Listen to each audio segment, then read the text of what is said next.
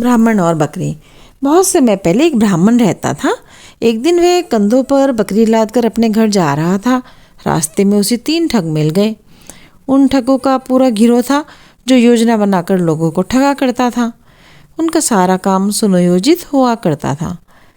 जब ठगों ने बकरी लादे ब्राह्मण को देखा तो वे उसकी बकरी को ठग लेने के बारे में सोचने लगे। दिन का समय था, इसीलिए छीन कर बकरी ले जाना संभव नहीं था, क्योंकि सड़क पर बहुत से लोग आ जा रहे थे।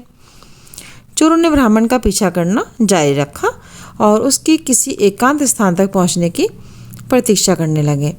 बाजार से उसका घर काफ़ी दूर था। कुछ दूर चलने के बाद ब्राह्मण को एक जंगल से भी गुजरना पड़ा। वहाँ पर रास्ता सुनसान था।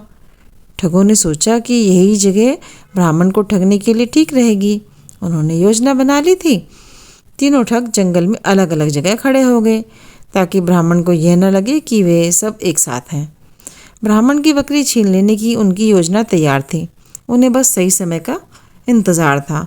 उनमें से एक ठग रास्ते में ब्राह्मण के सामने आया और चेहरे पर आश्चर्य के भाव लाकर बोला, अरे, इस गंदे कुत्ते को अपने कंधों पर क्यों लादे जा रहे हो?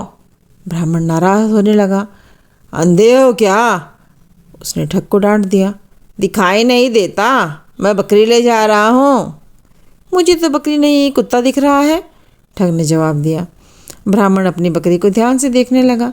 उसने बकरी का चेहरा और शेष शरीर देखा, फिर ठग से कहा, मुझे पूरा विश्वास है कि यह बकरी ही है, कुत्ता नहीं।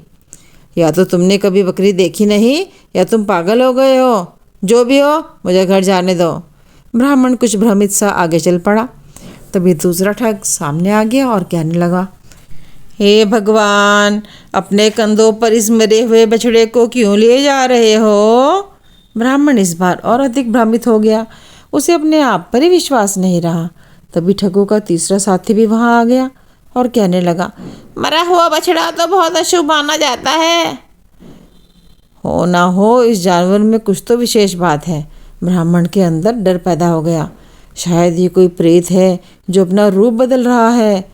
उसने बकरी को नहीं वहीं नीचे उतार दिया और तेजी से चलता हुआ अपने घर आ गया। ठगों ने तुरंत बकरी को पकड़ लिया और अपने साथ ले गए।